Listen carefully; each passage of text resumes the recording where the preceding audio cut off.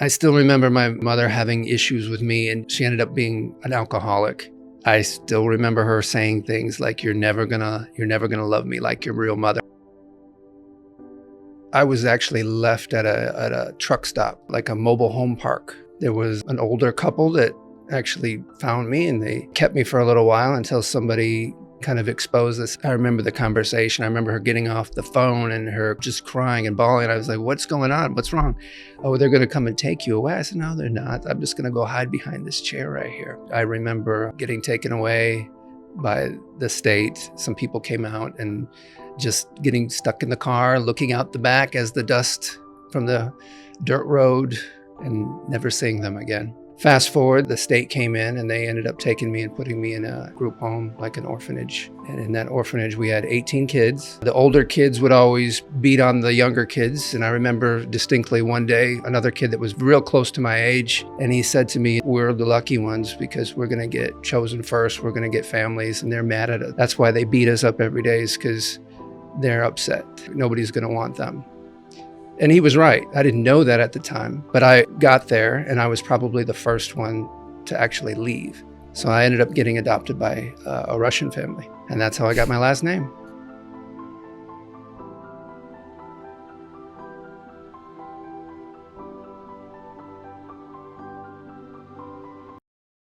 Christian Petrovich, welcome to the Rollercoaster Podcast. Tyler, thank you for having me. Yeah, I appreciate you being here all the way out from Dallas, Texas. That's right. For a wedding. The timing here, by the way, no coincidence that this was supposed to happen. It moved very fast. So for those who don't know Christian, which I'm assuming a lot of the audience doesn't, you're going to get to know him today.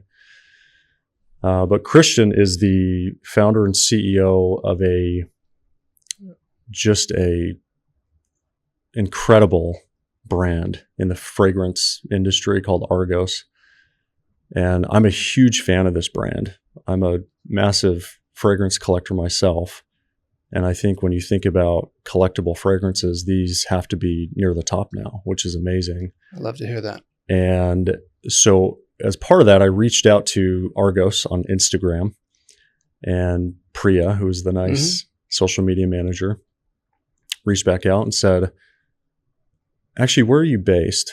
And I said, I'm in Arizona. And she's like, well, Christian, our founder, is going to be there next week if you guys want to link. I'm like, what? Like, why is he going to be in Arizona, right? I had no idea where you lived at the time. And so you're here for a wedding, and I think the timing was inspired. It was fortuitous, and grateful to have you. Thanks for having me. So I want to start out. Obviously, we're gonna do a few things today. We're going to talk about ARGOS, the brand. We're going to talk about the perfume industry. We're going to talk about entrepreneurship and starting the company. But before we get to all that, we're also going to review some of these, which I'm very excited about. But before we do any of that, I want to talk about the man, Christian Petrovich. And so my understanding from your early days is it was nothing but inordinary, the way that you came up, the way that you were raised, starting at 5 years old, finding yourself without parents in an orphanage in Denver, Colorado. Why don't you share that experience? How did you end up there? What was your experience like being put in this home? That was a very traumatic time in my life. I still have so many memories because of that age, and my son's actually 5. So I puts a lot of things into perspective. Yeah. And the way I watch him develop and him grow, and the things that he experiences, and the lens through what he sees. And it always takes me back to what I was dealing with and going through at his age. So for me, I was actually left at a truck stop. Not a truck stop. It was like a mobile home park, like a leasing office.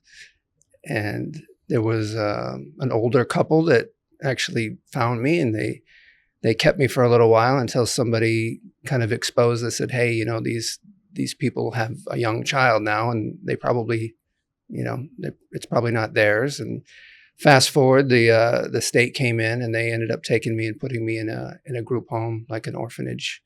And in that orphanage, we had 18 kids. It was a 4-bedroom house. Again, this was back in the early 80s. So there was probably not as many stringent rules and regulations with orphanages and group homes and whatnot. So, yeah. So I remember my bedroom, there was 1, 2, 3, 4, 5, 8 kids. There was bunk beds, and the kid below me was about 10 years old. I vaguely remember, autistic, and he would sit there and rock back and forth and yell at me all day. And there was a pecking order, and it was kind of a military type style home. And you'd get up, and you were kind of lined up in height and age wise. And the older kids would always pretty much beat on the younger kids. And I remember distinctly one day, another kid that was, real close to my age. And he said to me, we're the lucky ones because we're going to get chosen first. We're going to get families, and they're mad at us. That's why they beat us up every day, is because they're upset. Nobody's going to want them. And he was right. I didn't know that at the time, but I got there, and I was probably the first one to actually leave that home. And I remember that whole process of couples coming in and doing like interviews and doing like little dates and bringing toys and gifts. Wow. And that whole courting process all the way up until one day I was, with the same family for a couple weeks. And, eventually they were the ones that took me home, the Petroviches. So I ended up getting adopted by a Russian family. And that's how I got my last name. Any idea who your biological parents are and why you were left at this leasing office? Part of my background is medical.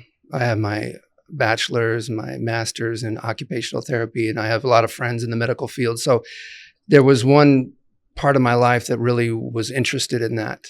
And I had a lot of social worker friends. And there was one point where I actually paid one of them to actually do some research, delve into it. And I said, the money's not an object here, but if it's something that you think that is not a good situation for me, or not a good, it's not going to be good for me to find out. You find out first and just let me know that you're better off the way you are. Wow. So I was interested, but I trusted that person, and they did the research, and they told me that it's probably not in my best interest to really pursue that. Yeah. What do you remember most about being an orphan? I just remember all the kids. Like, there were so many kids. There were older kids, probably 14, 15, 16. And then I just remember everybody playing, and them playing football, and me being with a couple of the younger kids. And I just remember getting lined up. I remember them taking us to the golf course and having us go get golf balls, and we would return those for 10 cents on a golf ball. And I just remember just everything so structured in that environment. Like I said, it was kind of a military style thing where you had to get up at a certain time, you had to be down to the table. And I'm assuming they had to keep everybody with that many kids in a small house. And I have one, I can't imagine, but I just remember everything very military style. Like, everything was timed. Everything had to be done a certain way. And it was a very short-lived thing for me. Granted, I was probably one of the last ones in and the first ones out. Yeah. But you're talking weeks or months? I'm talking months. Yeah. And I very much distinctly remember that other little kid explaining to me why we got picked on as much as we did. Like, we tended to stay in because when we went out, like, if they had a trampoline, they had all this stuff. But I remember one time getting up on the trampoline, and the big kids would bounce us off, and we'd fly into the rocks, because they really genuinely did not like us, because I felt like they knew we were going to be adopted first. Yeah. And I don't have any ill will. I understand at that age, and I can't imagine my son going through what I did. Yeah. Yeah. So you meet with multiple families. Eventually, this Petrovich family walks in. What do you remember about that day? It was a couple days. I remember them bringing me Legos. I still remember the blue blocks of Legos and the toys they brought. And then we went out to eat. We went to, I think it was Burger King or McDonald's, and I had my first Big Mac or whatever it was. And then, but I still remember one day coming home from school, walking home from elementary. I don't even remember, like it was probably PK or kindergarten, but I can't even imagine my son walking. There's so many things we did at my age that they don't do now. Yeah. But I remember them driving, and I remember their car. It was a Pontiac. It was a little Pontiac. They don't even make Pontiacs anymore, I don't think. But I remember seeing them and chasing the car all the way back. And it was not too long after that I went home with them. And I just remember my mom's brown curly hair, and my dad still had hair then. But yeah, I remember that running home to that orphanage when they were there to pick me up for one of the last times before they took me home forever. Yeah.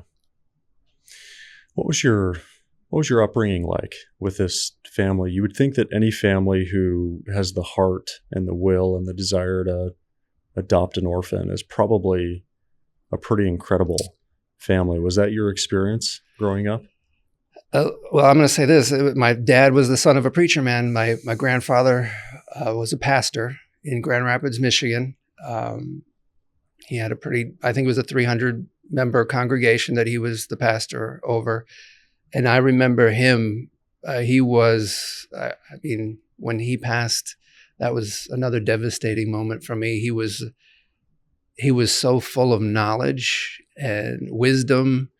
And and that's one thing that I would say now as an entrepreneurial person, that I wish I had someone like that in my life now. Yeah. That had just an answer for everything, but not like a simple answer. Like he wasn't a big business guy, but he dealt with people, and he'd seen things, and he'd been through things and experienced things and mentored people. And he was a counselor, a pastor. And I really missed that when he passed. And that was when I was just getting into college, and I really could have used a lot of his wisdom getting through college and starting businesses and a family and everything. And, but yeah, my dad, his name's James Petrovich, and Terry, who, she had passed in 2013. But yeah, the big hearts. And, we never really had a conversation as to why they couldn't have their own.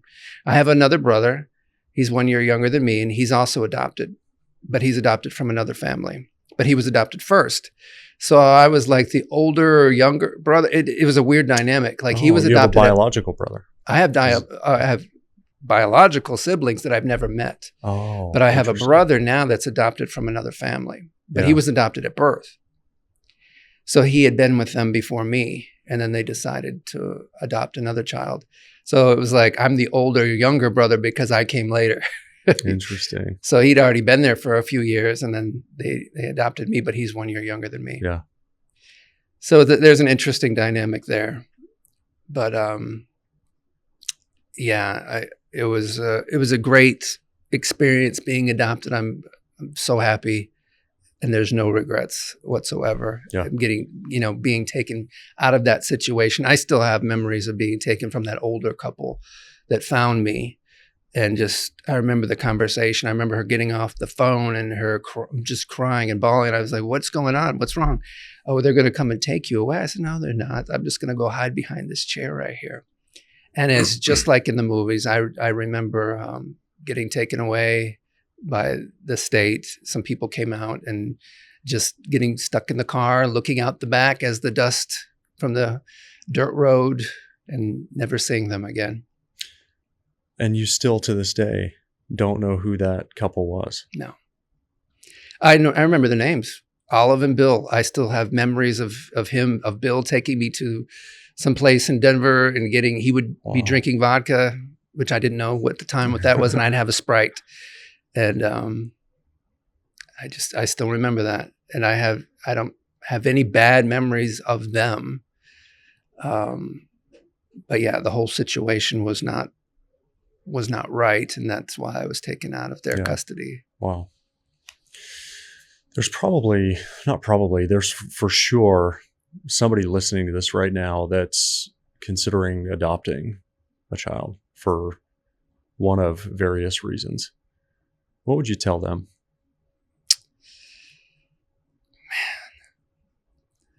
I always thought, what would I do in that situation? Would I adopt me? That's how I always looked at the lens. Like, I'd say thank God for people that have that in them, and they have the heart and they have the will and determination to do that. It's not easy. I wasn't an easy person to bring up. Yeah. I know I wasn't. I had a lot of emotions. I had a lot of things that had to be rewired. I still remember my mother having issues with me, and she ended up being an alcoholic. And I just, when someone's an alcoholic, they tend to, when they're drinking especially, just lay it all out. And it doesn't matter who they're talking to. It could have been, 6, 7, in my case, 8, 9, 10-year-old.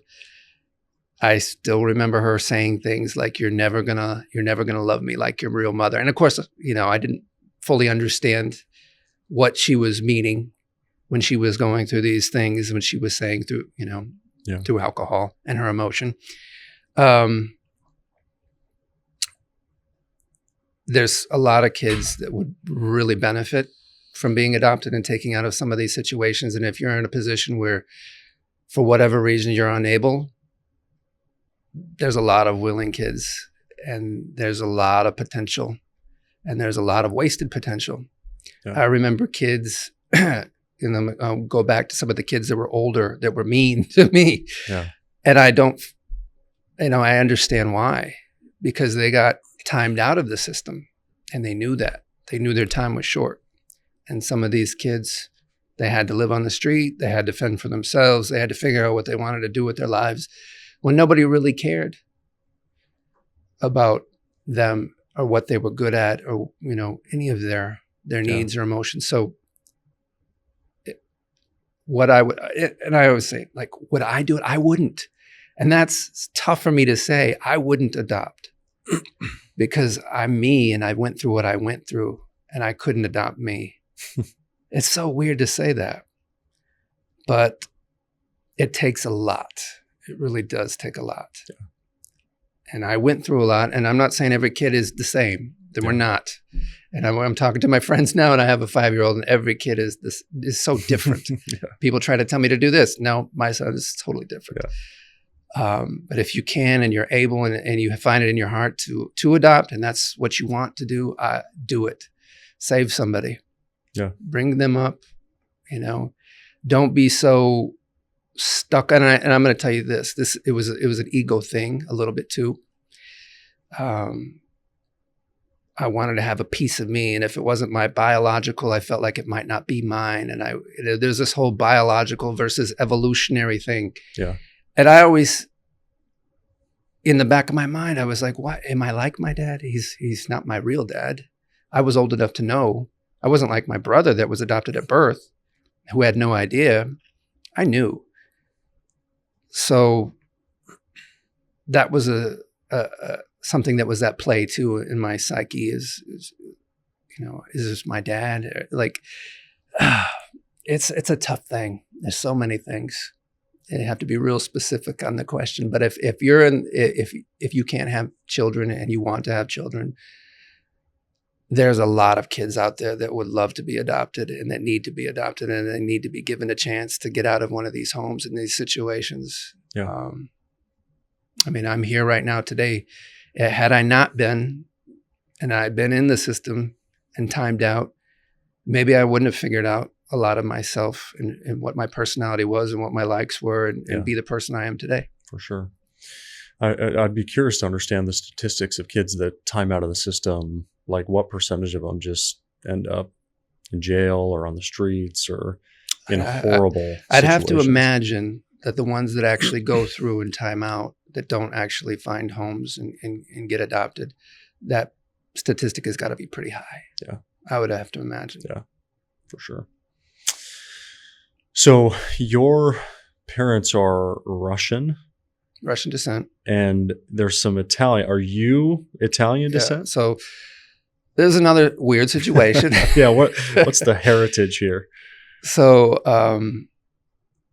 the whole way I found out my biological last name was one day when my parents were out and I was the older brother and I was supposed to be watching my sibling.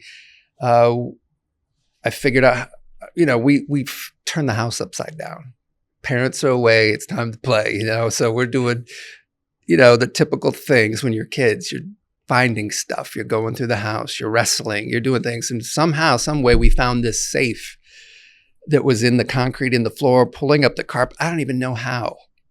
Somebody must have stepped on something and there was a little bump under the carpet. We pulled it back and there was this really strange safe that was in the concrete.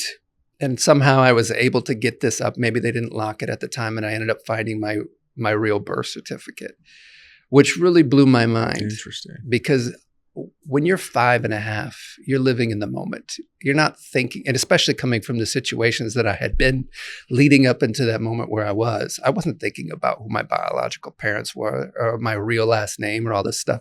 But when I found that birth certificate with my name on it and it had a different last name, it stuck with me. And that was a photographic image that I still have today. Like a core memory. Yeah. Of when I first realized what my last name was. And I'd have to say I was probably about 8 at the time. And it was nothing that I ever revealed to my parents. They probably don't know to this day that I found that. And I'll talk to my dad about it. If he watches this, I'll have to. But we're grown men now, so we can be past that. And he'll probably chuckle about it. But yeah, whenever they were gone, we would wrestle, we would do things, and I'd go through the gun cabinet and yes, lock your guns up. Yeah. I can't tell you how many times I got into the gun cabinet, Dad. But yeah, I found that birth certificate, found out what my real last name was, and that really stuck with me for a long time. I mean, there was nothing I ever brought up to my parents or something I pursued until I was almost in my 30s. Yeah. But it stuck with me. Yeah. Because it was part of who I really was, Yeah. my identity. So, yeah, Calverte it's Sicilian. It's very, it's not a very popular name. Yes. I've tried to research it and not a lot's come up. Just very obscure. Yeah, I've never heard that before. So it's got to be, you could probably trace it exactly to the village that it's Sicilian, your family's from, right? But I have no idea, obviously, not pursuing my biological parents, how that came over. Or, because a lot of names got changed in Ellis Island. Yeah. So who knows? Yeah, amazing. So eventually you're out of the house, you go to college, you pursue the medical field. Mm-hmm. Somehow, some way you end up looking like this beautiful specimen of a man and pursuing acting and modeling as a career, right? I think the odds of being an actor and being a model is less than 1% of people who pursue it actually make a career out of it. Mm-hmm. It's basically like on par or harder than being a professional athlete, essentially. So when did you decide, like, I'm going to go start modeling? I'm going to go start acting. Like, when did you first have this thought? It wasn't a thought that I thought of. It was people pressuring me to do it. I was living in Grand Rapids, Michigan at the time, so not the mecca for modeling by any means. And I was going to a junior college, playing semi-pro soccer and kind of half-assing it through school, not really knowing what I wanted to do, but still knowing that I needed to do something. Yeah. That's one thing that's been inherent in me going through, junior college. Well, some of my friends were going to MSU and CMU and Michigan State and U of M and spending the big bucks on their parents' dime. I didn't have that. When I was 16, I was kicked out. Yeah. I got a phone call and said, there's 2 garbage bags at the end of the driveway. You come home and get them, or the trash is getting picked up tomorrow. And I always think back to that moment in life when I at one point in my life, had 2 garbage bags. And I wanted that. I drove there and I got those garbage bags. You were ready for that. And now I have so many garbage bags. It's like I have so much crap. That's one thing that gives me perspective at a lot of, times in my life when I want to go to excess on some things. Yeah. But yeah, it was a lot of my friends, and some people had found me at a mall one day when I was just hanging out or whatever, and they said, you should do this. They gave me a card. Here's a modeling. There was a lot of little modeling agencies. I remember starting out. I did some ads for MC Sporting Goods, Gazelle Sporting Goods. It was mostly sporting stuff, and then I went to Miami Fashion Week. I think it was like 19. I'm quite older than you, actually. I'm 46 now, so I remember. Man, that was Miami Fashion Week 1997. No, was it 97? It was a long time ago. That was back when they were doing Polaroids. So if that gives you any indication. But it was all outside pressure. So I got signed to a couple small modeling agencies. They mostly sent me out. I did a couple shoots in Chicago, but mostly it was the fashion weeks in Miami and New York. You still playing soccer at this point? No. Okay, so you had moved on from that. Okay. I wish. It's not like I don't want to, and I probably, I'd be okay. But no, that was a big part of my life through high school and part of college. No, sorry. I meant as you're starting your modeling career, are you still playing semi-pro soccer at that time? So No, I started actually modeling before I was really semi-pro soccer. Okay. What year was that? It was 96, 97. So I graduated in 96. So I was still a teenager at the time. But I looked older. I had older features. But yeah, it was not like, a full-time thing. It was not paying the bills at all. It was just one of those things that brought in a little cash when it did. Yeah. It was not something that I really thought about, like I'm going to be a model. No. Nobody else was doing it, especially men. Really. And then I took a big hiatus. College, I really had to focus because I was getting my occupational therapist degree.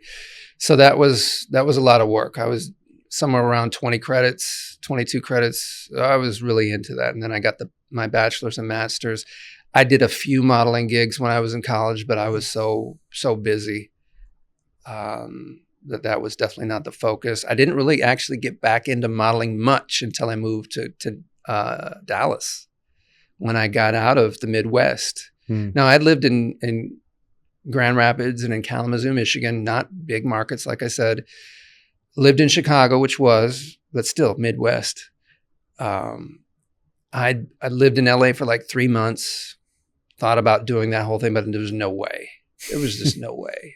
Some of my friends were doing it, and I can't slum it for too long. And I did.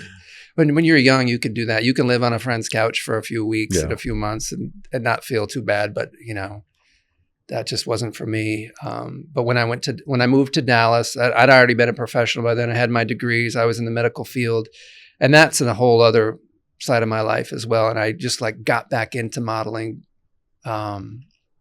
Again, other people just saying, you should do this fashion show, or you can help me out.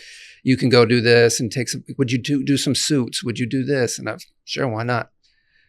And then that led into some acting stuff. And, but again, I was never full in.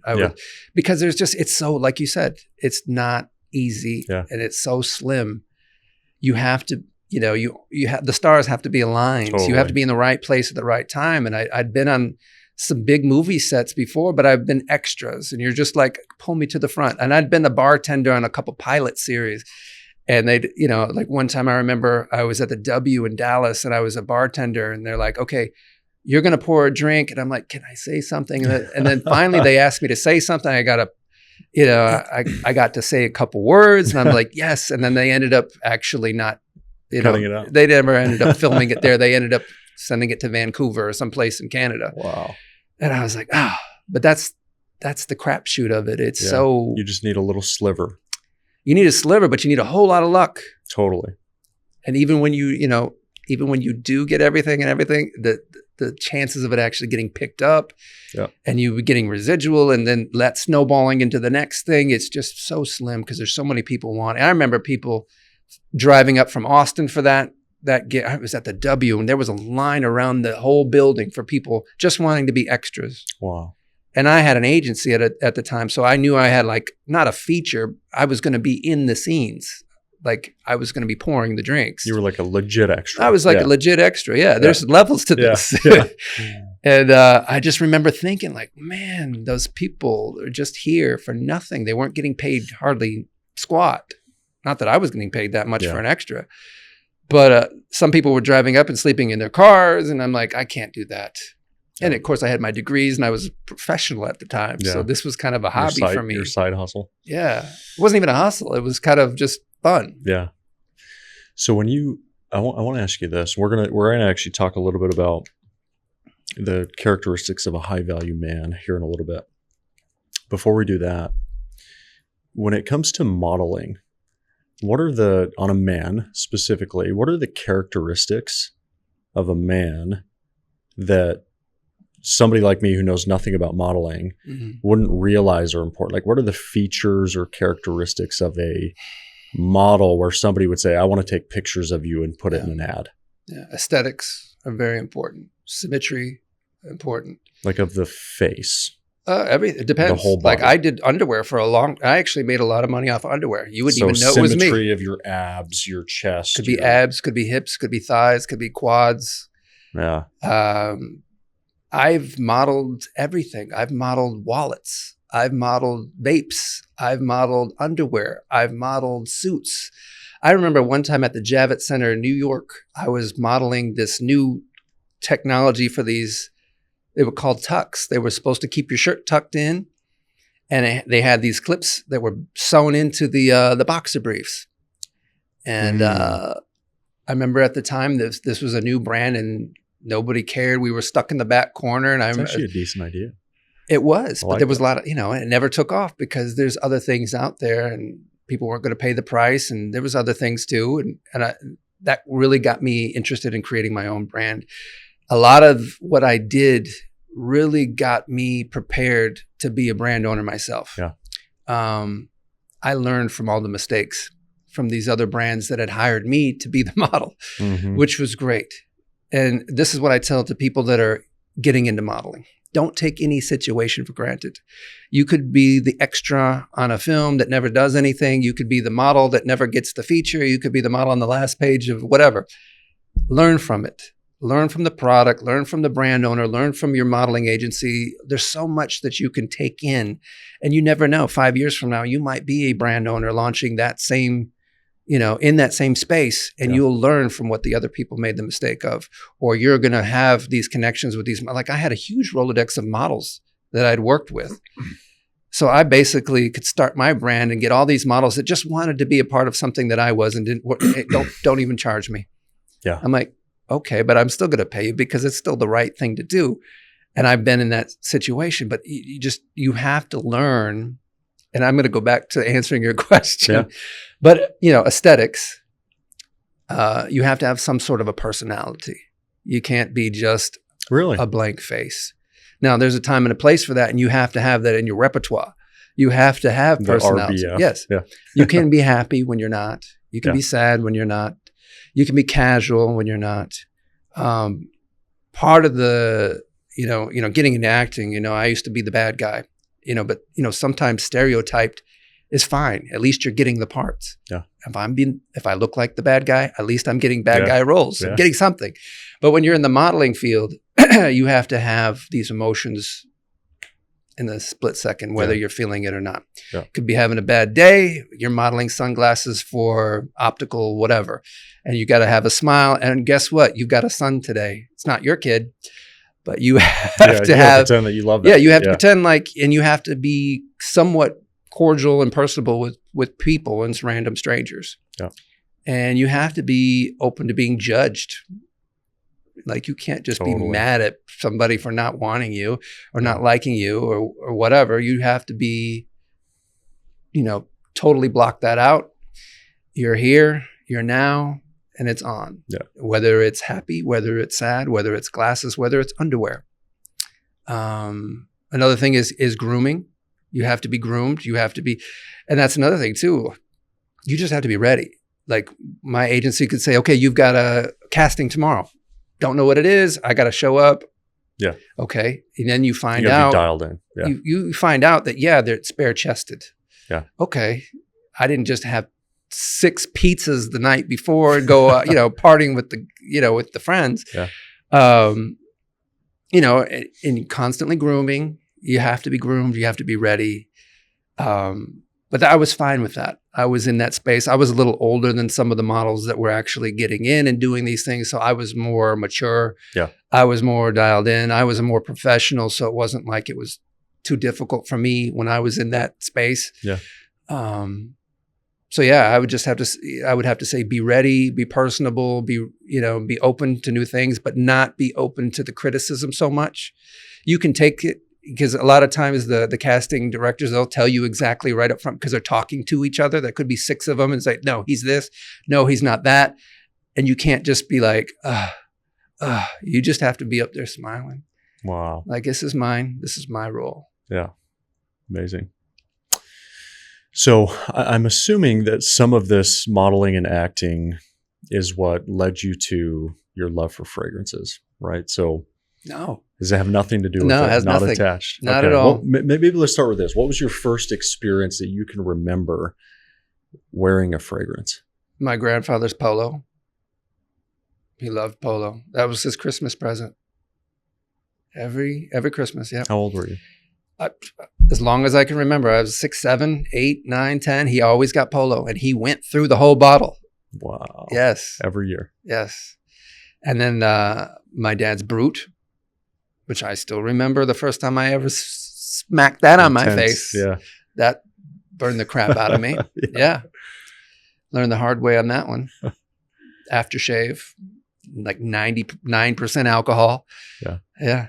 When would you say you became like really passionate about fragrances? Probably when I started doing the modeling more. Yeah. I was kind of like a one fragrance person until then. And then I got whatever the popular one was, the CK1, the Dracar, the Acquadigio was my favorite. Cool Water was a favorite.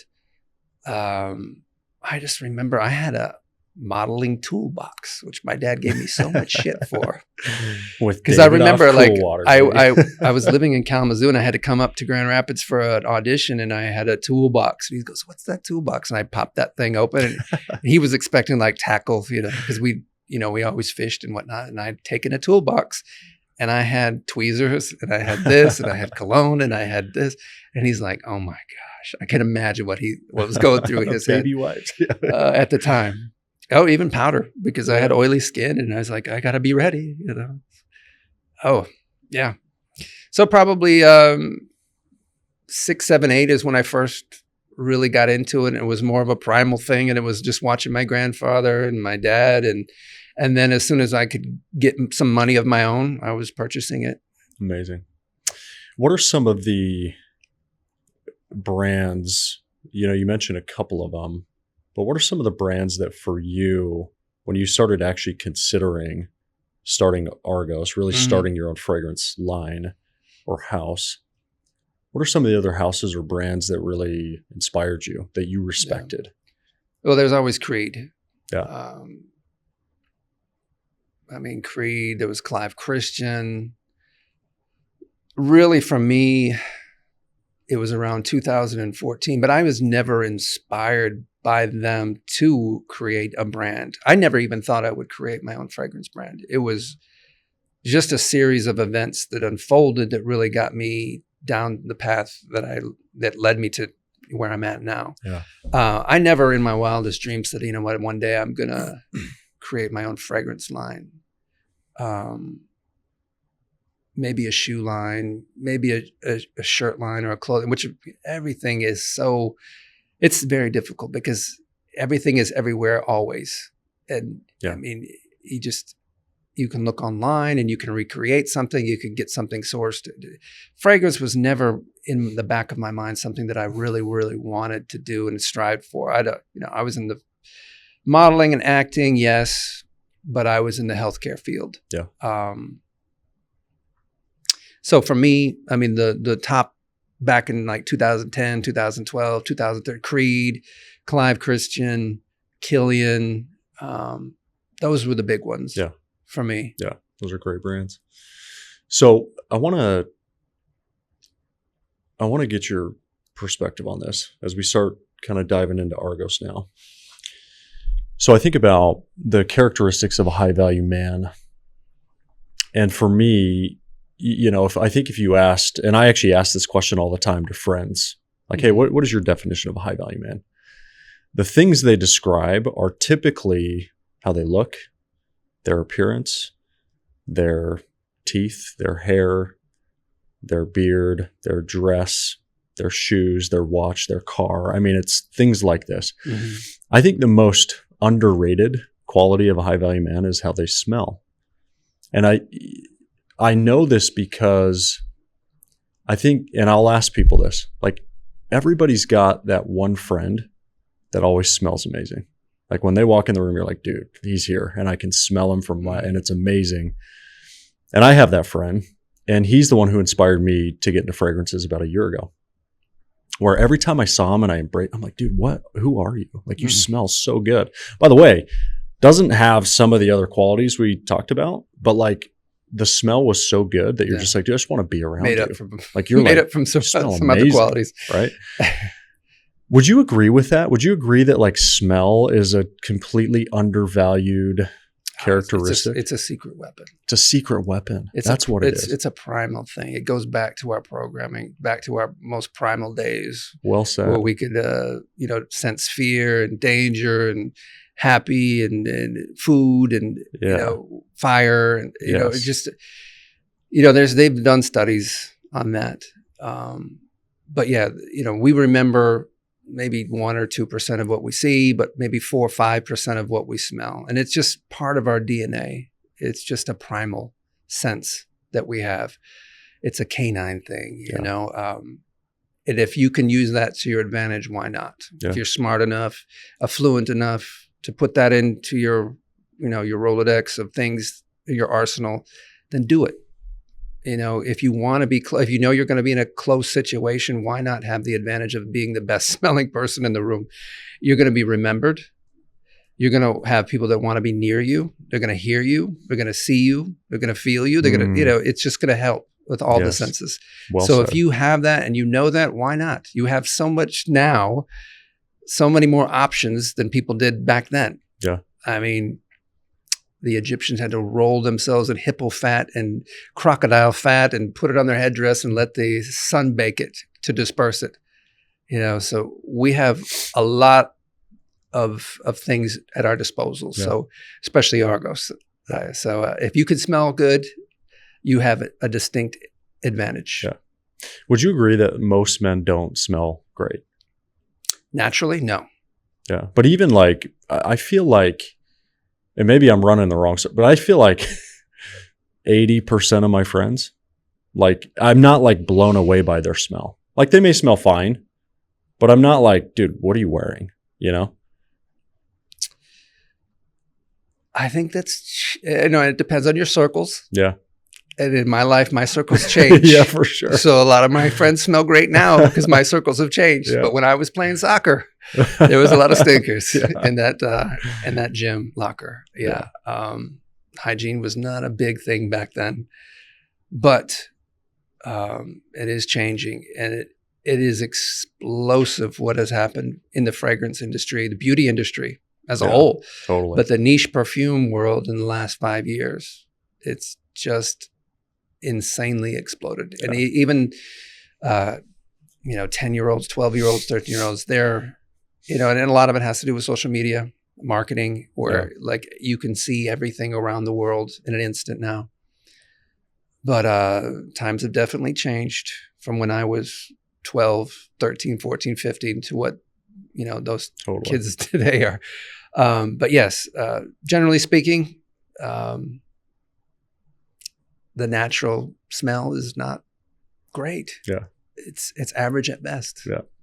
So you said this. You said, when a new ARGOS fragrance is released, our loyal customers trust that every single aroma is a unique marvel and is intended to honor their patronage by offering them a sensory experience unlike any other. Yeah. What do you want people to feel when they wear ARGOS? That's a great question. And that's exactly what I want them to do, is feel. When I got into this, I knew this was going to be an all sensory experience. I wanted to have story. I wanted to have all 5 of our senses at some point peaked. Yeah. I wanted these fragrances to be different from one another. I didn't want flankers. I didn't want this one was kind of like this one. I didn't want minimalistic. I wanted over the top. At a time, where a lot of brands were doing white label, they were doing, just simplistic, recycled this. This bottle looks like that, but it's simple. Just trust the juice inside is great. Yeah. That wasn't good enough for me. For me, and modeling for all these other brands and doing this and that and just really seeing where some failed and very, very, very few succeeded, it was always that nudus veritas. It was always that if I put something out that pleases me, that's the highest standard there is. Yeah. If it doesn't please me, I can't honestly put that out there. Yeah. And I can honestly say that these fragrances are for me. I have multiple personalities as far as the things that I do, the places that I go, and the people that I'm around, and the events. Settings, so I can't wear the same fragrance to a wedding, as to a funeral, as to a board meeting, as to a luncheon, as to, I have to have the full arsenal. And I love Greek mythology. One of the first books I ever read was the Iliad. And the whole this was before the MCU and Marvel and all that stuff. This was back in the 80s. And what really amazed me was, this was what everybody really believed at one point. This wasn't some made up comic book fantasy. This was what the sun came up and the sun went down based on this mythology and these legends. And I said, you know what, I'm going to create legendary fragrances that you will be remembered by. Beautiful. So before we're going to start to unbox these, but I want to ask you this. I found that fragrance collecting is a slippery slope for sure. Like, get down the rabbit hole. It can get real slippery real fast. And that's been the case for me in the last year. Do you think that fragrances can be as collectible as rare sports cards, sneakers, watches, cars? More even? so. More Really? so. I think this is the ultimate collector's item. Interesting. This is alchemy. This is magic. This is something that's old world. Yes, you can take a sneaker. I have vendors. I can go to Portugal, recreate any shoe better than the original manufacturer. Yeah, totally. I can go to Spain. I can go to Italy. I can see something on Instagram, but you can't take a fragrance bottle and say, you can try to reverse engineer it.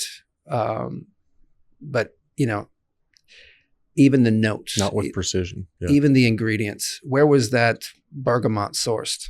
What kind of sandalwood? Is it a Mysore? Is it Haitian? What kind of vetiver is that? What year was it? What was the soil? Was it humid? Was it Vietnamese oud? Was it Middle Eastern oud? Was it Cambodian oud? It has a different flavor, has a different smell, has a different personality. And you might be able to list the top, heart, and base notes, and you'd have different fragrances based on where they sourced the ingredients and who the perfumer was and how high quality it was. This is the ultimate form of collection right here, because there's even, there's different years, batch codes. There's people out there collecting creeds from the, early 2000s, and they're fanatical about the batch codes. And for me, it's, I macerate and mature the fragrances, even the oils, before we introduce the alcohol. And even the alcohol that we put in there is such a high grade. It's not like some of these perfumer alcohols. There's a big, there's so much proprietary stuff going on behind. It's not just what meets the eye. You might see the marketing, the beautiful bottle, and the aesthetics, which are very important, I feel, when you're at this level. and this price point, and you want to compete and you want to actually get them to buy the bottle and understand the brand and be interested. But for me, it was always, I knew I had to have a beautiful bottle on the outside that had to be just as beautiful as and high quality as the fragrance on the inside. You can't have one without the other. This was not something that was an overnight thing or, like a quick get rich scheme, quick and dump it or sell it. No, this is, I hope, will be something that I can pass on. I hope. Beautiful. The quickest way to get somewhere I've always found is to take your time. Understand the process. Don't rely on everybody else. Don't source everything out. Don't have everybody do everything for you. You have to know what goes into what you're making and producing and selling, or you don't have anything to stand on. You could be taken advantage of. How can you stand behind something that you don't know where it's from and how it's made? Beautifully said. I love that. Well, it's time. All right. We're going to review these bad boys. Okay. Now, we're going to see what's in here. I don't know yet. I don't even honestly remember what's in that one. Okay, we're going to see. We had 2 new releases this fall. We were going to have 3, but there was some delays with the shipping issue that was on the East Coast. There was 5 days where the East Coast was shut down, and for every 1 day, I think it was 7 days delayed.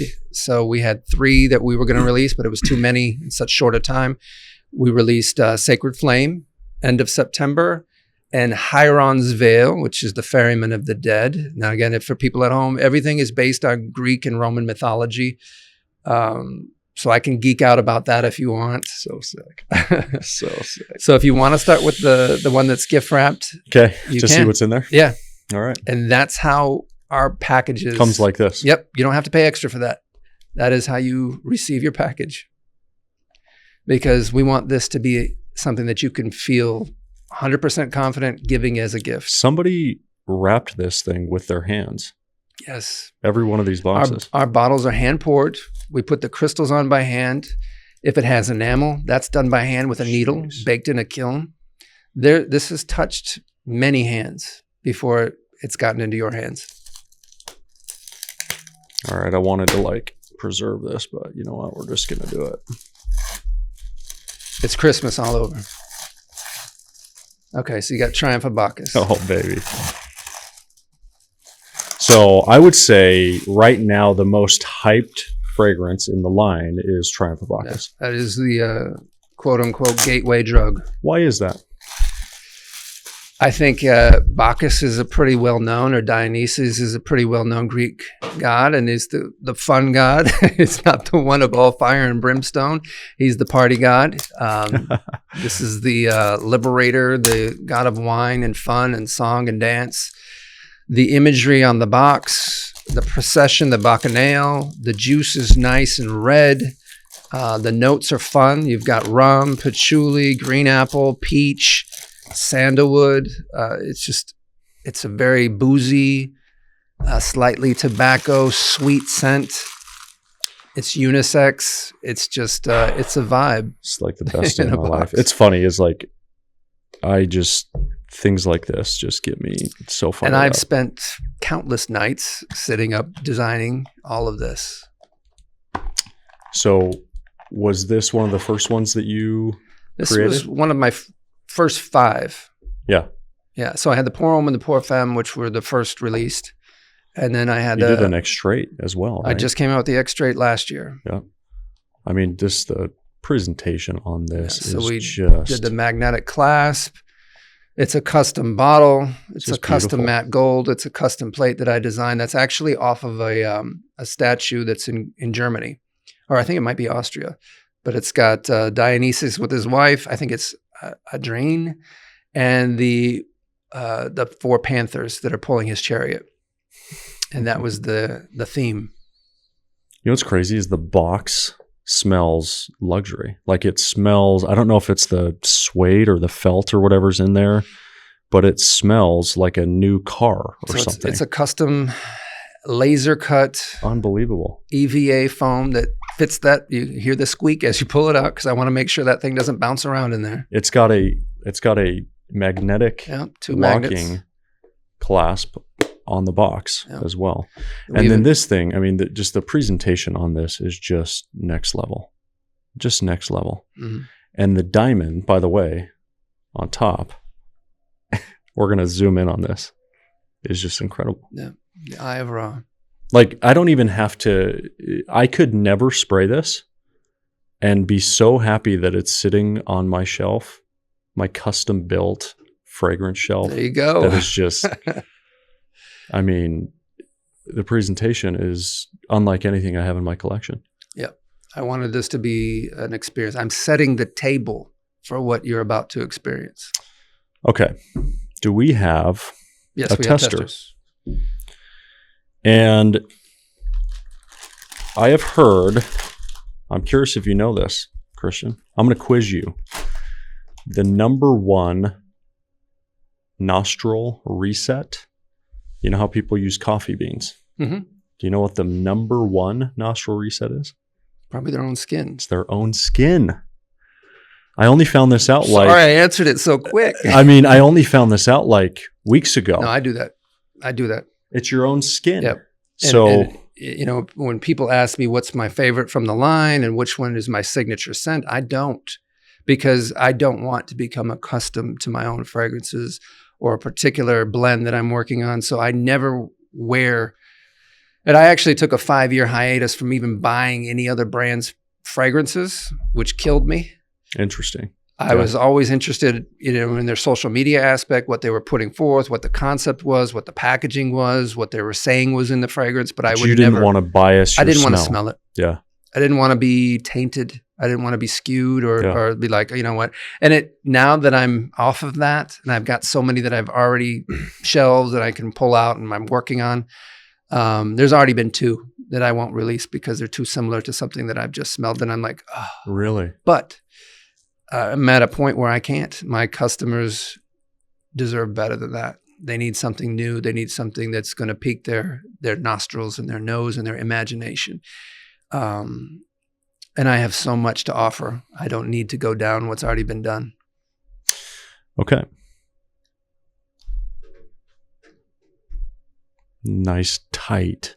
Yeah, you can pick it up by the cap, which I don't recommend. Pressurized. The atomizers just. Yeah. And that's a proprietary atomizer that I have made out of Spain. Other brands are actually purchasing from me and they don't even know it because it's another brand that I own. I actually sell fragrance oils from another company that I own back to some of the bigger fragrance houses. I can smell that from over here. It's so good. It is. It's so good. Okay, let me do this. So I want to rate these because that's what I do. Can I set like a baseline for you? Mm-hmm. So I would say, if I think about my collection, the fragrances that stand out to me as, let's put these as 9s out of 10. Okay, so about as high as you're going to get is L'Immensité by Louis Vuitton. Okay, which I've never smelled. It's French Defense by Mind Games. Are you familiar with Mind Games? I just purchased a Mind Game. I haven't smelled it yet. I was in Bergdorf's in New York. I was meeting with a purchaser, a buyer there, and we had a great conversation. So I felt obligated to purchase something. You did. And I did. I think it was Mindset. Is there a master something?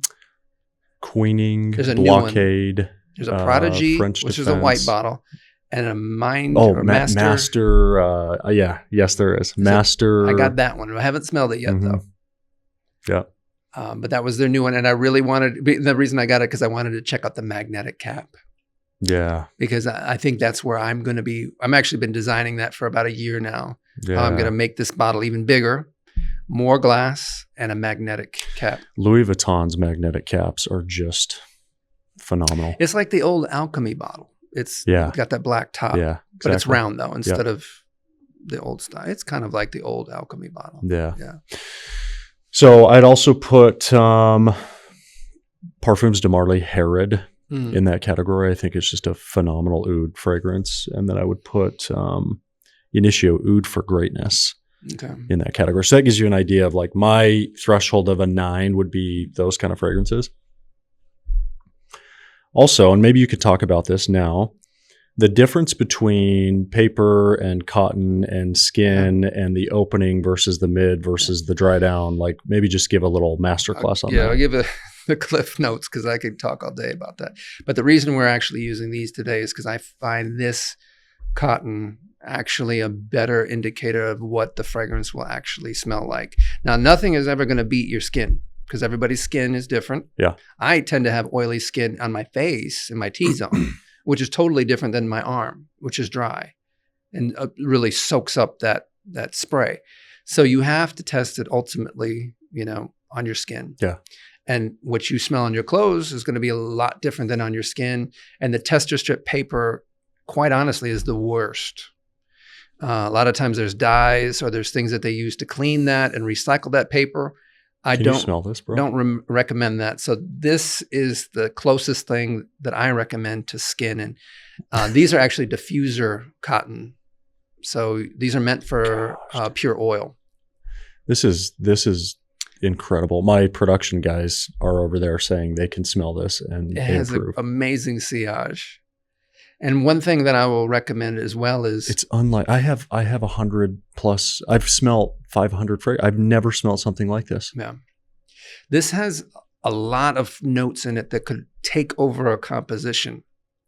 The saffron, for example, the patchouli, for example.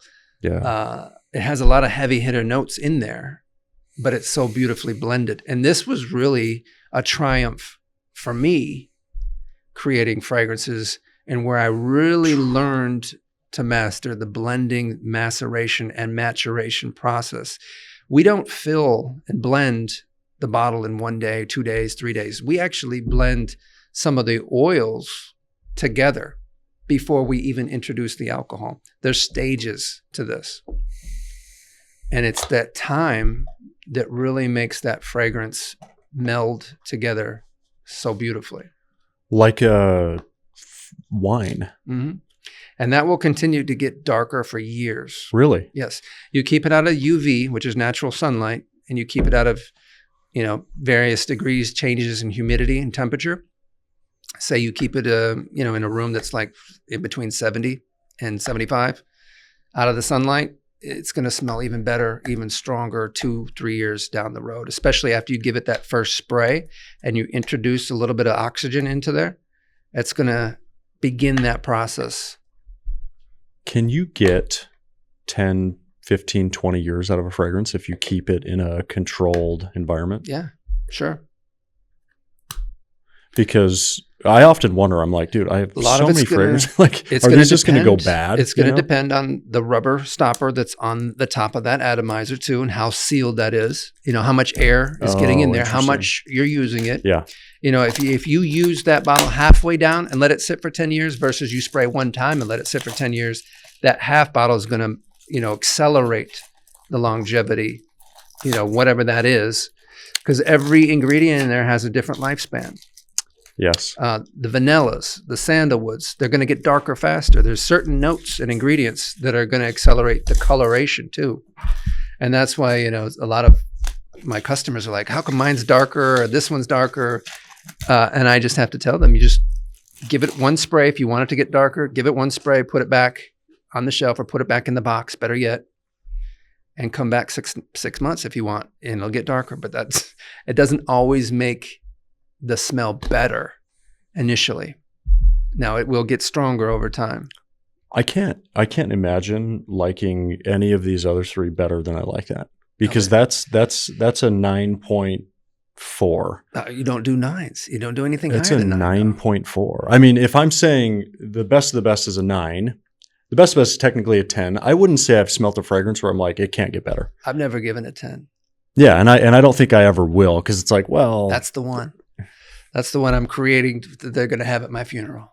Yes. Yes. Yeah, when you die. I'm actually creating that. The one. 10 out of 10. I thought about that. So, but I'm going to give this a 9.4. This is Triumph of Bacchus. And again, I'm kind of sad I started with it because I'm like, dude, is there any way I like one of these others as much as I like this one? Well, this one's called Baccio Immortale, which is a little play to my Italian heritage. So it means kiss of immortality, which plays to the Just story this box, between bro. between Just this Cupid and box. Psyche. And the blue is actually, I wanted to create a summertime oud. So I had to have a blue box because I wanted to have some imagery to kind of get your subconscious mind ready for what you're about to smell. And this is a very supple, smooth, suede leather with just a kiss of raspberry to signify that kiss between Cupid and Psyche. I mean, gosh, dude. And for me, this is the first time I ever used oud in a composition. An agar wood. How new is this? I came up with this one in 2019. Okay, so it's been around. And you can see the evolution of the caps. This was the first series right here with the Baccio.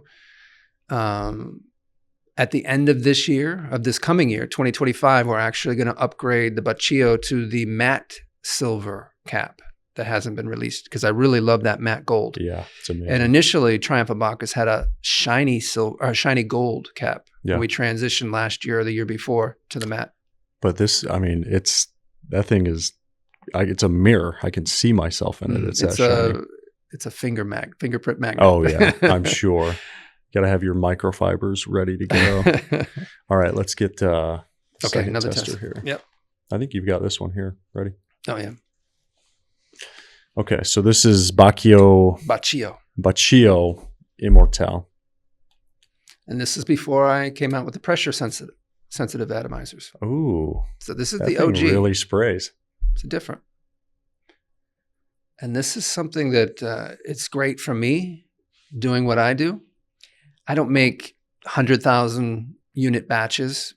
Typically, 5,000, 10,000 at the most. So when there's something that I want changed, whether it be the artwork on the plates, if I want to do enameling, or if I want to upgrade the atomizer, or change the matte gold or the shiny gold to the matte gold, these are things that I can do. So there's a lot of new technology that's actually in these bottles, and a lot of new things that are on the way. Dude, what am I smelling? So you've got the leather. You smell the leather in there, but it's a soft leather. A lot of sandalwood, touch of oud, the raspberry. You've got bergamot. You got the citruses up top. You get the raspberry though. Mm-hmm. Yeah. And I get the touch of oud. It's very, because I'm a big oud guy. And this is not like a Middle Eastern spicy oud or animalic oud. And great sillage on that one as well. I could smell that one from over here. Sillage is, the definition of that is like projection. Like Pretty you much. can. It's like the bubble. Yeah. Yeah. Yes.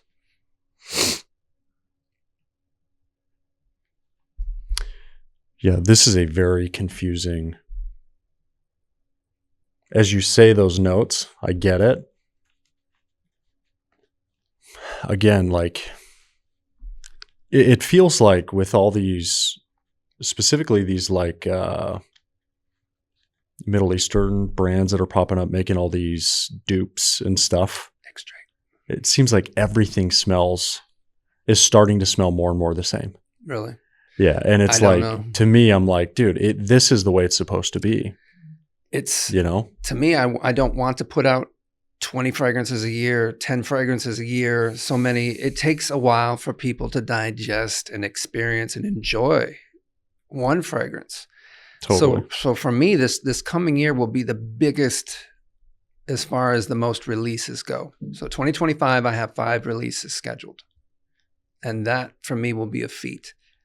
They're, spaced out throughout the year. We've got 2 starting in Valentine's Day, one that's leaning feminine, one that's leaning masculine. Nice.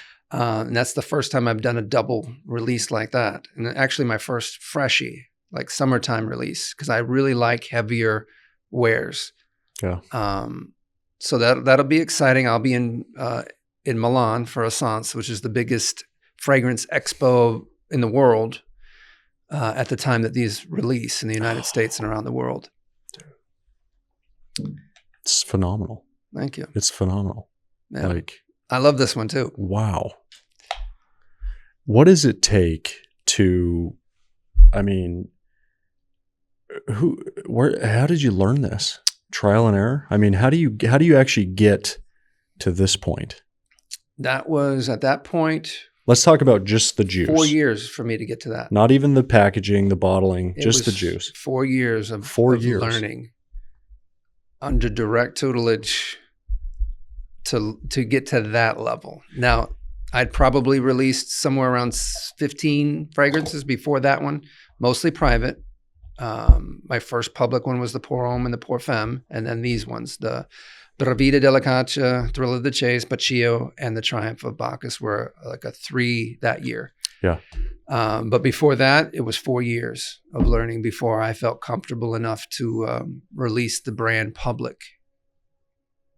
Before that, I was only making fragrances for other people, fixing other people's fragrances, and just generally working for private label people that would pay me to make custom fragrances. Did anybody teach you? Oh, yeah.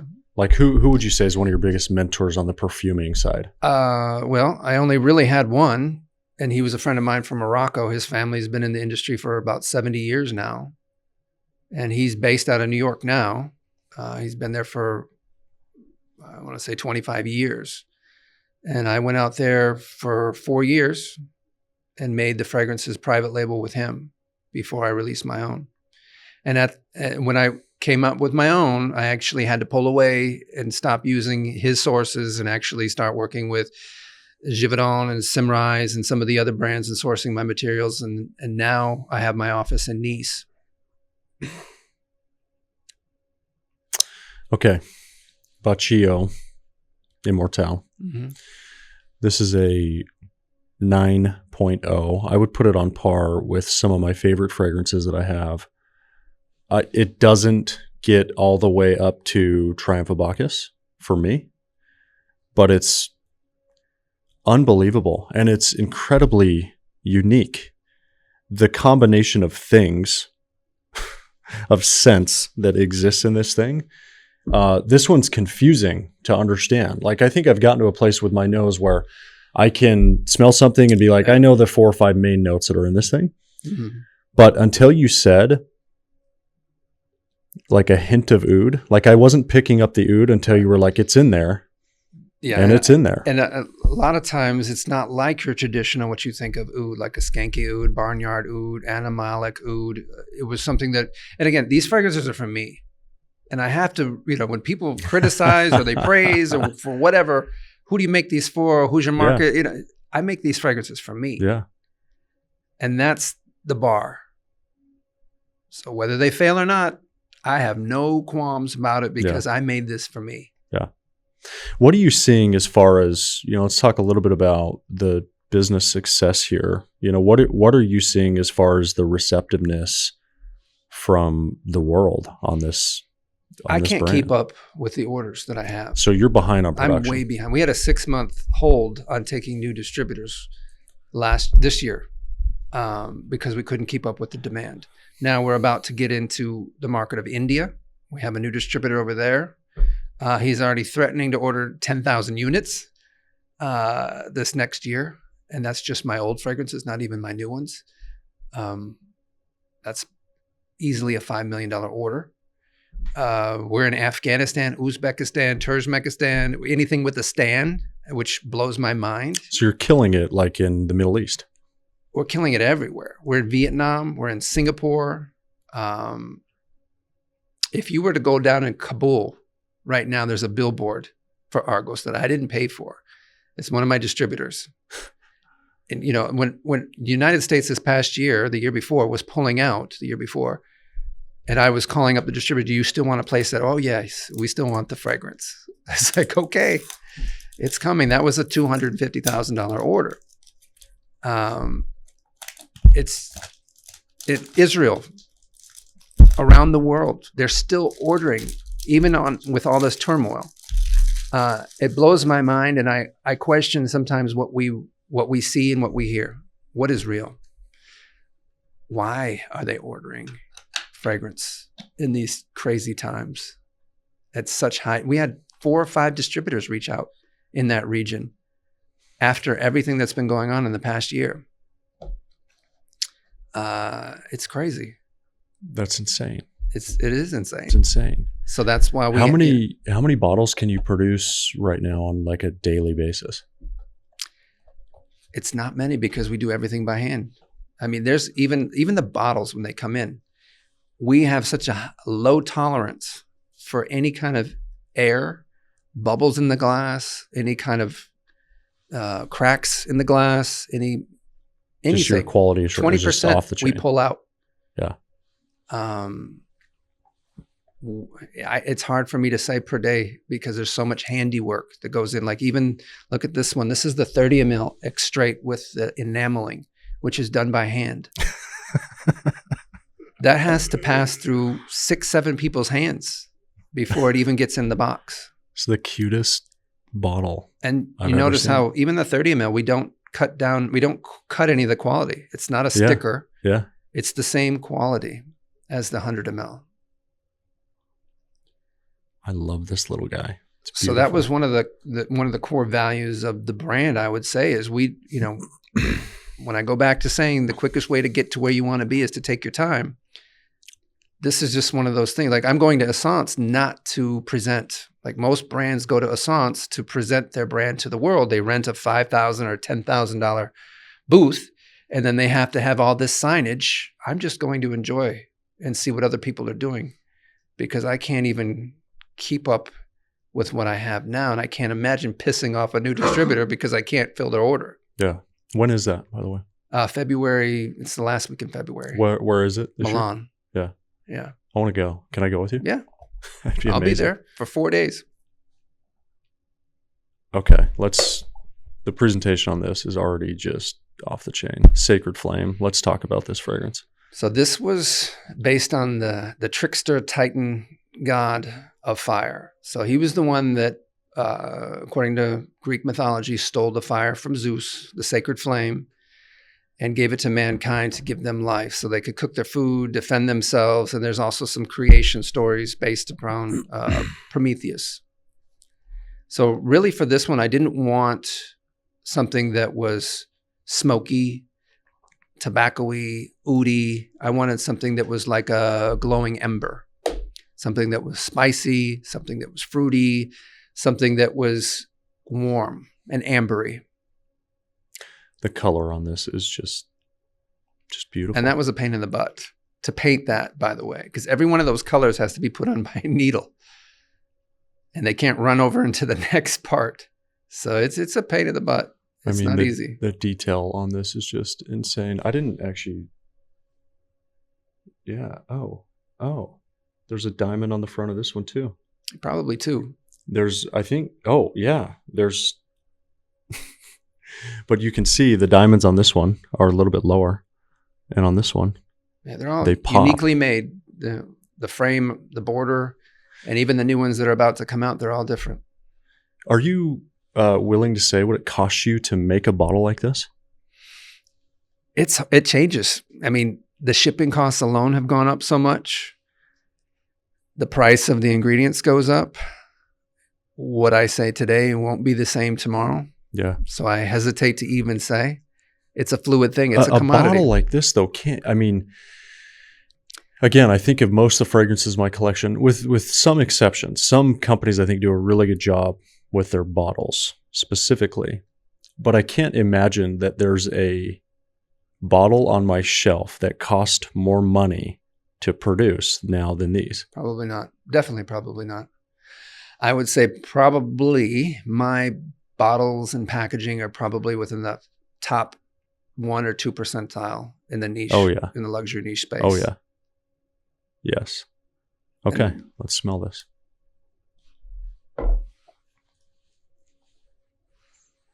I really hope I like this because this bottle just has me feeling all kinds of emotions.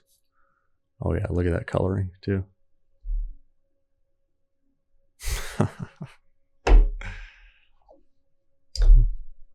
Can you see where I got the orange? And, we pulled some of it from his cape and his cloak. It's like, I'm seriously speechless. Christian's not paying me to do this. We're here having a conversation. And I'm honest. I've done reviews before. You guys know.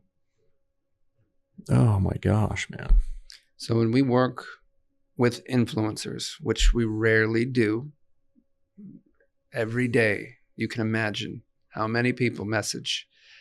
And I thank Priya every day for fielding these and who's real, who's legit, who's not, what could be a potential good partnership or a collaboration or whatnot, which is not easy. And I separated myself from that very early on. I had to, because it was seriously spiraling out of control. Oh, yeah.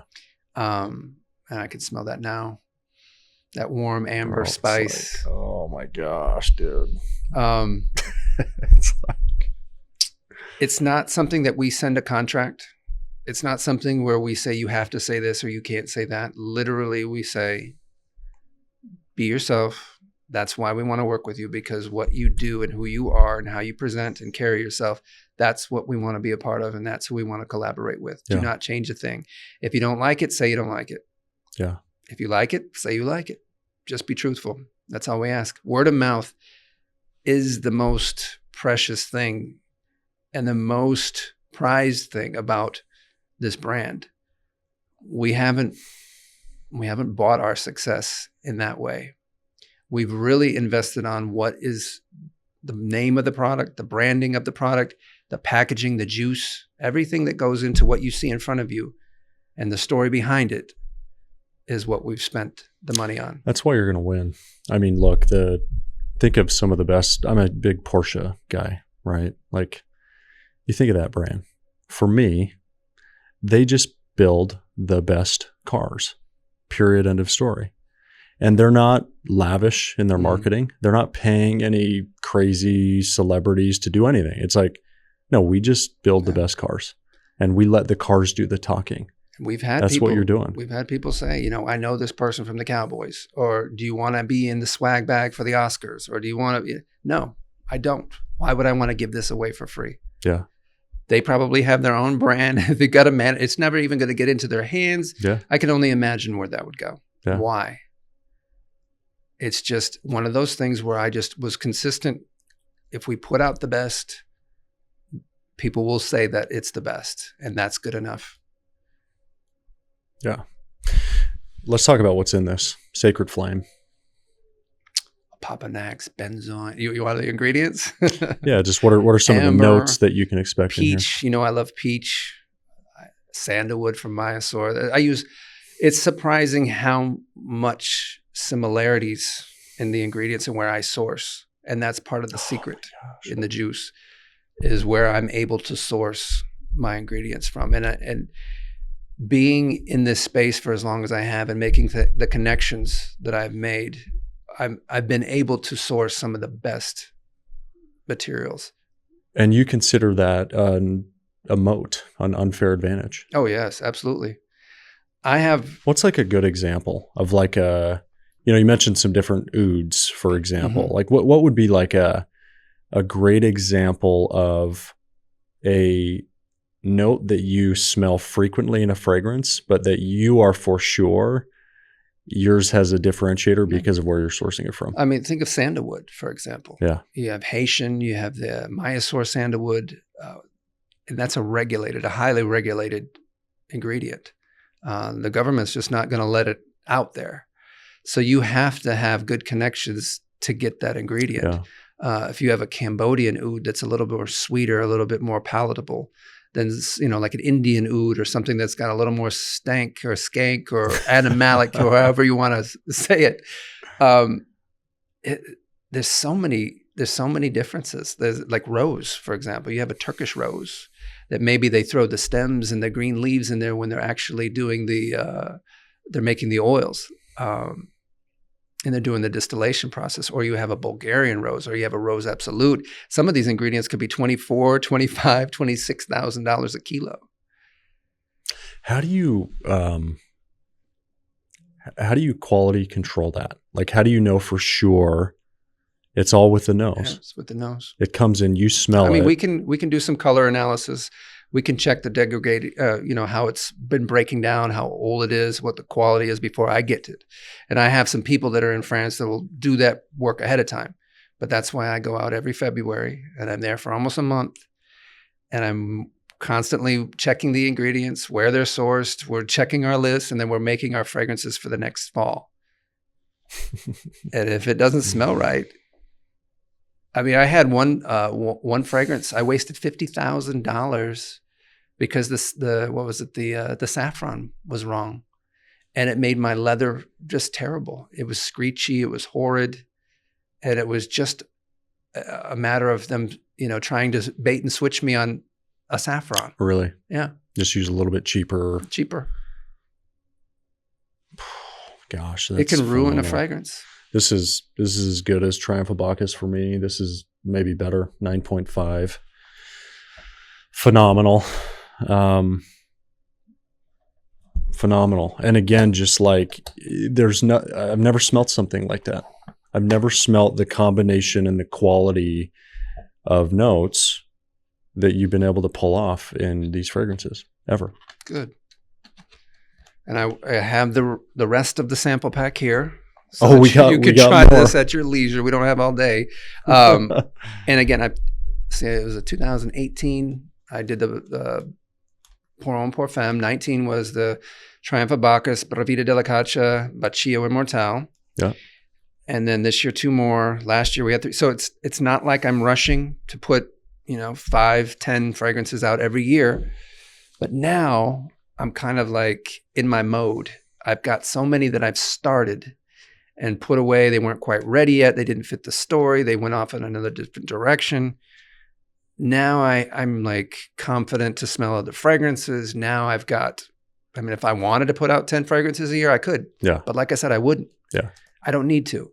It's not like I need the money and I need another thing out there to generate more income. Yeah. People are already waiting to buy the next fragrance. It's already there. The interest is there. The fan base is there. The connoisseurs are there. It's amazing. I just can't change the formula. I have to stick with what I'm doing because obviously it's working. How different is the extra 8 versus? It's a 40% oil versus the 25%. So you got the EDP, 25, and then the extrait de parfum, which is the 40. So you're going to pick up subtle nuances. You're going to get some of the tobacco a little differently. This is not going to be as big of a projector. You might not smell it over there, but this is going to be something that you're going to smell on the lapel of your jacket for weeks. All right, this one's going on skin.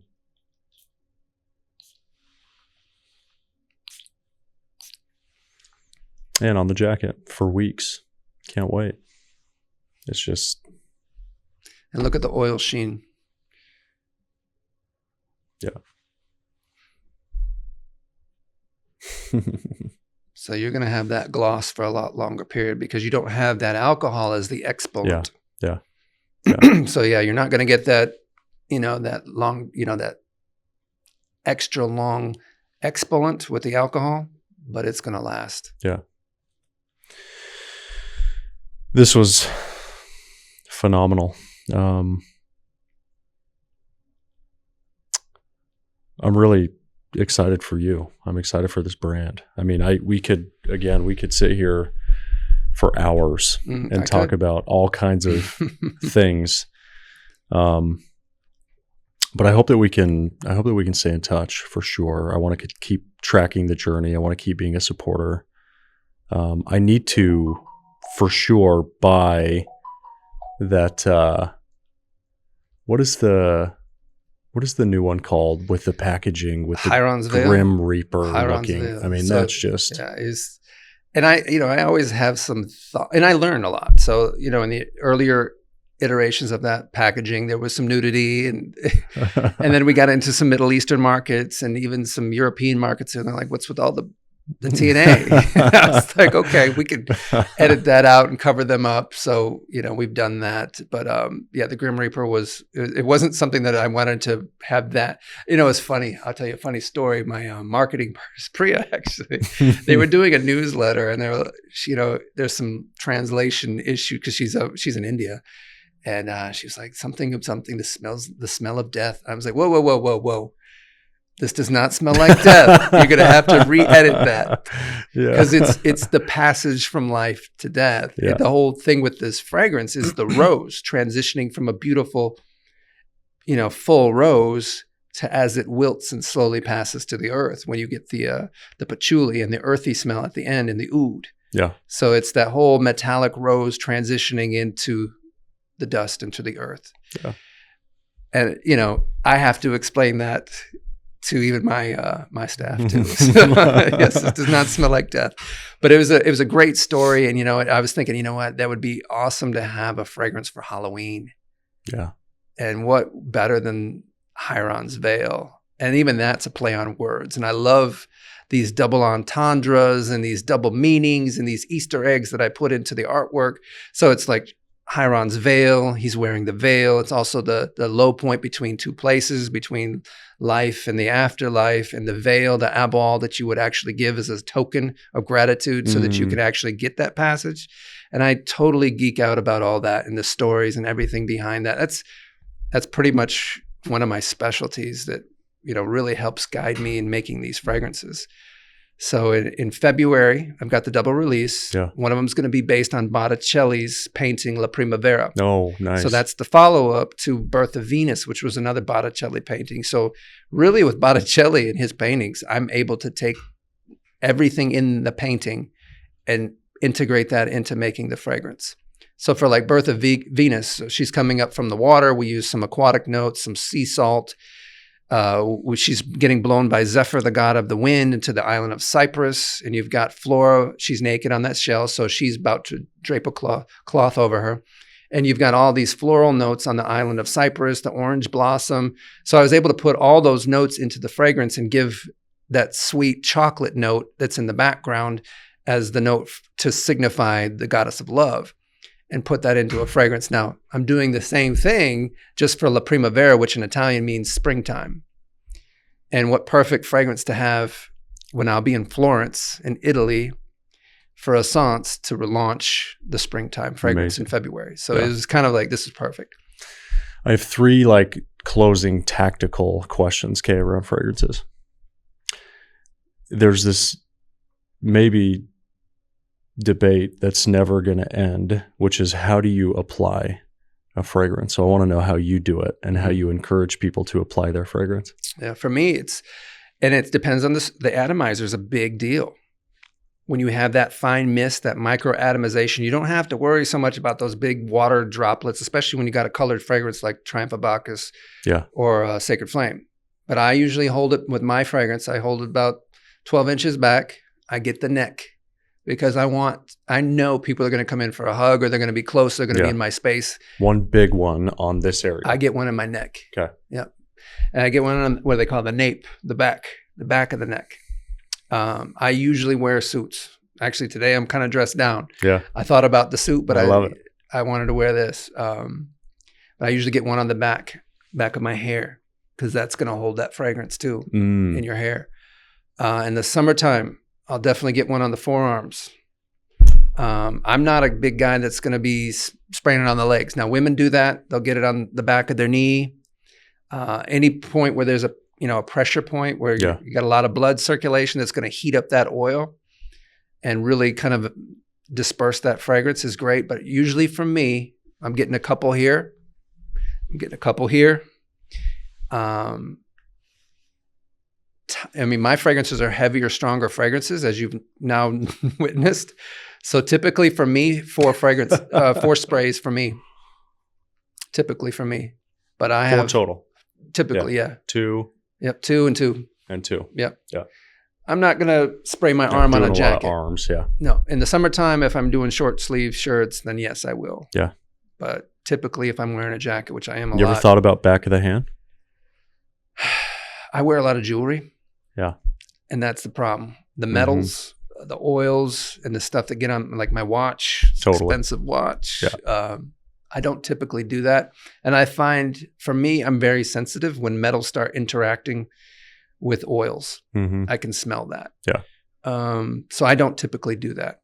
And I don't want to shake the hand of somebody, have my fragrance oils getting onto them as much as I want to spread my fragrances around. I think mine project enough, as you guys can attest over there. You're going to have a nice bubble. I don't need to overdo it.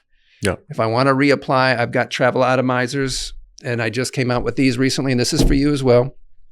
Man, you are just so this is actually outdoing yourself. A magnetized travel atomizer, and it's got the Greek zodiac. It's got some of the gods and legends. That's what it's actually called, the gods and legends atomizer skin. We have 3 different skins available. We have the singles, and then we have the travel one, which comes with 2 extra cartridges, so you don't have to worry about swapping out fragrances or cleaning it out. You just fill it up with a different one, and then you carry it wherever you go. It holds about, I want to say 60 sprays. It probably says on the box. This thing. 65 sprays, so 5 ml. And it's just the perfect thing to carry if you want to reapply. It's beautiful, man. Thank you. How many fragrances does a man need? Is there certain occasions that he needs to be able to cover? You need a blind reach, one that you don't have to think about, because how many times are we in a situation where we have no time? So we need the Swiss Army knife. We need that jack of all trades. The daily driver. Yes. We need that one. Okay. We need the signature scent. You know, my son, he's got this blankie and he smells it, and he's just a comfort thing. It's just one, like, it goes back to our primal sense. It's just one of those fragrances that makes you feel comfortable, at ease in any situation. So you need that signature scent. Then you need your power scent. And for me, it's like Bravida Delicacia. It's that masculine leather. That's the one where, you know, you need to assert your dominance in a certain situation, the boardroom meeting, whatever it is, that you are the man. Then, you know, I would say for me, I'm different. So it's hard for me to answer that question because I need a lot. And I'm always working on something else. Yeah. But I'll probably always have 5 key fragrances around me, types. Got my warm, got my fresh, got my fougere, got my floral, you know. So I typically have about 5 types of fragrances around me. Now, what I recommend for other people is to still have 5. Like I said, your blind reach, your signature scent, your masculine, your the man, I am the man fragrance, or I am the woman fragrance. You've got your date night. You've got your one where you're coming in close, or you want someone to come in close. And then you've got that wild card, that one that you like, but you don't know why you like it. Maybe it's the oud, maybe it's the rose, maybe it's, you know, who knows what it is. So I recommend 5. Can you pair a fragrance in ARGOS line to each of those 5? Yeah. Okay, so let's start with the signature. What would be a good signature scent? A good signature scent would be probably Baccio or the Pour Homme. But then the Pour Homme could also be the blind reach. Okay. Because you don't have to think about it. You're not going to offend anybody. Yeah. It's not overpowering. Doesn't have the immense sillage. Triumph of Bacchus would be that party, fun vibe scent, going out, lounge. But now with the new Sacred Flame, that one could be that as well, because it's warm, ambery. It's got great sillage as well. The power scent for me is Bravida Delicacia, the thrill of the chase. That's the masculine, strong scent, the focal point scent. Then you've got Adonis Awakens, which is the floral. But it also has some, like a chestnut note in there too. It's got the sandalwood. You got Danae, which is kind of like that as well, but not in the floral sense, but more in the woody, like the blonde woods. So that one's kind of like a come in close, draw them in. You know, you got to bait them and bring them in. And then once you reel them in, you better have a great fragrance. So yeah, now that I'm coming out, I think I've got 13 releases. There's a couple that will fit the same situation now. But by no means are any of these fragrances redundant. Even the TOB extrait, I've tried to make an extrait Baccio. I tried to make an extrait Bravido. Doesn't work that way. You can't just add more oils. It's not how it translates. There's a lot of work that goes in it to make an extrait. And I've decided that I only want to release extraits going forward, starting with the latest one, the Chiron's Veil. Yeah. Oh, wow. I really love dense heavy fragrances. Yeah. And I can still make them project in the formulation. Yeah. Yeah. So Neptune's Trident coming up. That'll be the summertime freshie that I've been missing. You know, that was kind of the pour homme spot, but then it was kind of like also the blind reach and the signature. It was fitting too many roles. So now we have a designated driver, so to speak, for the summertime with Neptune's Trident coming out. So I definitely think about that when I'm coming out with fragrances. I don't want to be redundant. Mm-hmm. But then again, there's so many nuances Yeah. to these fragrances. For sure. And I'm just, you know, now that I live in Turkey part of the year and I'm over there, and I'm just by being over there, I'm only 2.5 hours away from Nice. So I'm back in France more than I ever was. I'm just, my palate and my nose, I'm on a journey too. So when I tell people what I love and what I do now, it's not going to be what I'm putting out and what I love and what I do in 5 years from now. Yep. This is an evolution for me as well. I wasn't classically trained. I wasn't brought up in this. So for me, it's great because I'm on the journey almost as much as some of these other, you know, connoisseurs are. Yeah. So stay tuned. Beautiful, man. Beautiful. Are you ever going to put out like a super limited production, rare, several $1,000 fragrance? Will we see that? I can easily. Nemia line has been kind of my Achilles heel, just the oud and some of the ingredients. And that's why, you know, it bugs me. Some people are like, where'd you get it from? Where'd you source this? It's like, as soon as they find out who I am in some of these cases, Yeah. the prices go up. Yeah. It's very, for what I have here, it's very easy for me to charge $100, $200 more for what I currently have. Yeah. I've tried to build a brand and make it somewhat accessible, yet somewhat of a brand that people want to strive for at the same time, and also be financially viable so that I can grow. Yeah. It's a juggling, balancing act. It's something that's very calculated.